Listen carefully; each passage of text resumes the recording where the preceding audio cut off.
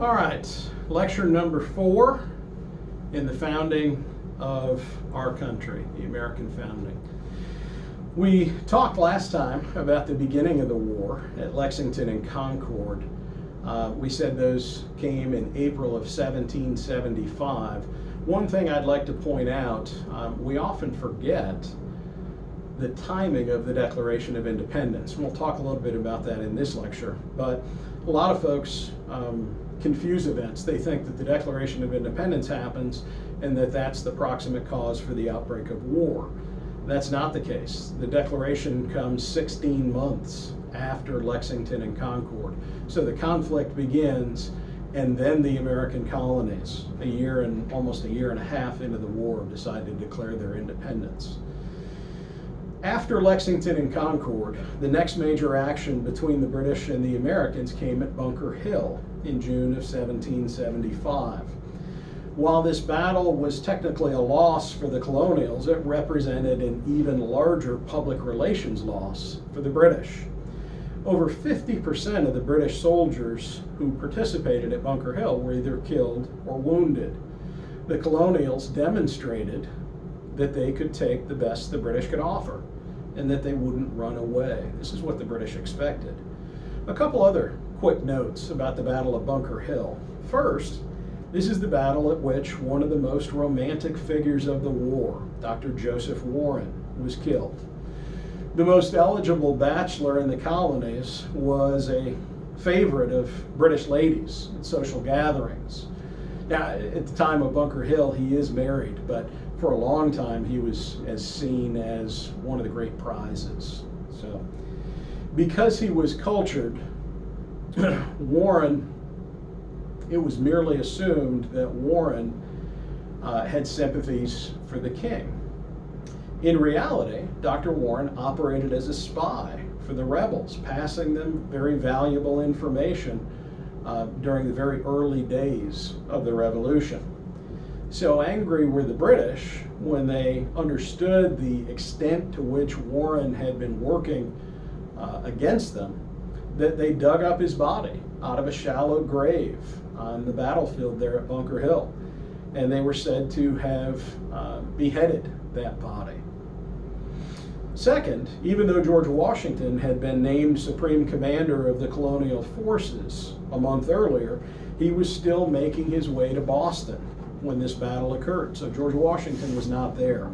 As a result, colonial troops at Bunker Hill were led by Joseph Warren and by the old Indian fighter Israel Putnam. It was Warren who prudently warned green Continental troops, "Don't shoot until you see the whites of their eyes." And it was Putnam's cousin, Rufus Putnam, who would later found Marietta, another local connection for us here. After Bunker Hill, the war then shifted north, where Colonial General Benedict Arnold skillfully led a small army to the British colonial capital at Quebec in December 1775. Arnold's well-conceived sneak attack would likely have been successful, but for the fact that a terrible snowstorm broke out just as they were preparing to start that attack. Slowed by the snow, the attack ultimately fizzled and turned into a rout. Now, temporarily slowed by the disaster at Quebec, the American cause was given a fresh momentum when the Continental soldier and writer Thomas Paine published his famous pamphlet entitled Common Sense in January of 1776. In it, Paine eloquently laid out the case for the colonies against the crown. The next major action in the war came in the northern forests of New York at Fort Ticonderoga. There, Ethan Allen and Benedict Arnold captured 59 much-needed cannon at the poorly defended British fort. The more miraculous feat was that then General Henry Knox brought those cannon some 300 miles through the snow to Boston. With these cannon, the colonials were then able to drive the British from Boston and reclaim the city. I think it bears mentioning that Henry Knox wasn't a military man. He was a bookseller, Boston bookseller by trade. And when the war broke out, Henry Knox sent to England for books on military tactics, and he basically taught himself those tactics and ended up being a general and our first Secretary of War after independence. British reinforcements in the summer of 1776 allowed General Howe to take the city of New York and drive General Washington and his small army across the Delaware River. Now, recognize these disheartening events were happening at the same time the Second Continental Congress was putting the finishing touches on the Declaration of Independence. This is 14 months after Lexington and Concord. One of the things that has always impressed me about the 56 men who signed the Declaration was that when they did so, the Americans fully expected to lose the war. Washington spent the summer of '76 running from the British and seeking to keep his small army together. By the winter of that year, things were looking pretty bleak. It was at that point that Washington decided to cross the Delaware and make a daring winter attack on the New Jersey capital at Trenton. The city of Trenton was held not by the British, but by mercenaries that they had hired. It's held by the Hessians under Colonel Rall. Despite difficulties in crossing the river, the colonials were still able to surprise the Hessians and take the city. A truly miraculous victory. What made this victory even more of a surprise is in 18th century warfare, you didn't typically fight during the winter months. You went into winter quarters and you licked your wounds and healed and maybe trained a little bit. Washington decides to go on the offensive, and that takes the Hessians and the British by surprise.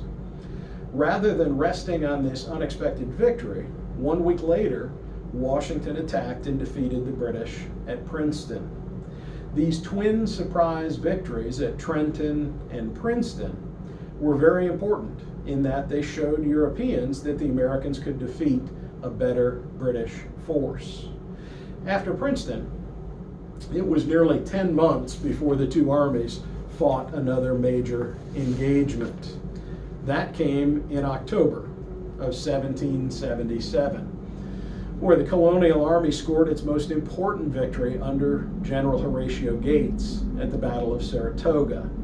Saratoga changed the complexion of the war because it brought France and Spain into the conflict on the side of the Americans.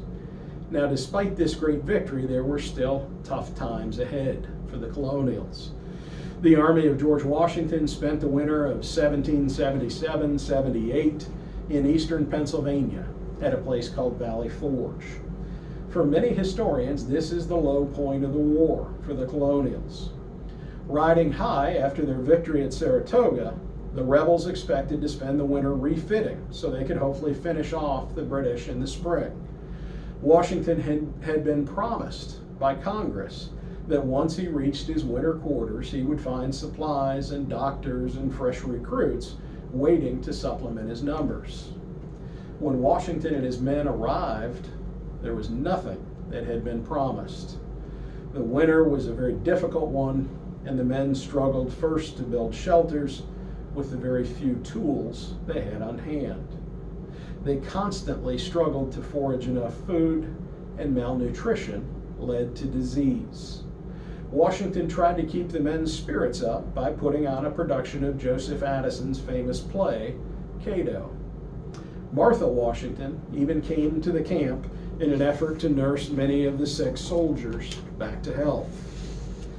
The most welcome diversion of the winter and spring was the training offered by a new addition to the colonial army, the Baron Friedrich Wilhelm von Steuben. Unable to speak English, but familiar with the ways of European warfare, von Steuben cursed his men through an interpreter in such an endearing way that they began to perform miracles for him. That winter, von Steuben completely rewrote the Continental Army Manual, making it shorter and simpler. By teaching the army a few simple maneuvers which they could do consistently well, he turned them into a formidable fighting force. In the end, the colonials, despite all the suffering, left Valley Forge as a much better trained, stronger, and as I said, formidable fighting force, thanks to von Steuben. Another local connection would be the city just up the river here. Steubenville is named after the Baron von Steuben. Now, facing an improved colonial army in the north, the British decided in the spring of 1779 to take their armies south to what they believed would be more hospitable territory. Common understanding was that there were more American colonials loyal to the king to be found in the south. The British Army landed at Savannah and turned north into the Carolinas. There they were met by strong resistance from 3 rebel military leaders. These are Nathaniel Greene, Thomas Sumter, and Francis the Swamp Fox Marion. To their surprise, the British did not receive the friendly welcome they expected, and they were soon involved in another difficult campaign. The British did enjoy initial success when they took the coastal city and major port of Charleston in May of 1780. However, at the Battle of Cowpens in January 1781, Daniel Morgan dealt the British a severe blow. Then at Guilford Courthouse in March 1781, even though he was defeated by a stronger British force, Nathaniel Greene successfully drew the British away from the coast and away from the support of their navy. Greene's strategy, win or lose, was to draw the British away from the coast and into the interior of the country. His strategy worked beautifully. Lord Cornwallis, the British general, chased the Continental Army all the way into Virginia, where he expected to link up with more British troops from the north. Finally, at Yorktown in October 1781, the British found themselves trapped on a peninsula. Lord Cornwallis had expected to be reinforced at Yorktown, but the British Navy had been defeated by the French Admiral de Grasse. As a result, the British were trapped at Yorktown, where after 3 weeks of artillery siege, they surrendered. The Revolutionary War went on for another 1.5 years, but there were no more major engagements. Finally, in April 1782, John Adams, John Jay, and Benjamin Franklin sailed to England to begin negotiations with George III. These negotiations ended a year later with the Treaty of Paris of 1783. In this treaty, King George relinquished all his claims to the American colonies, and he recognized the new United States of America. We'll pick up there next time. Thank you.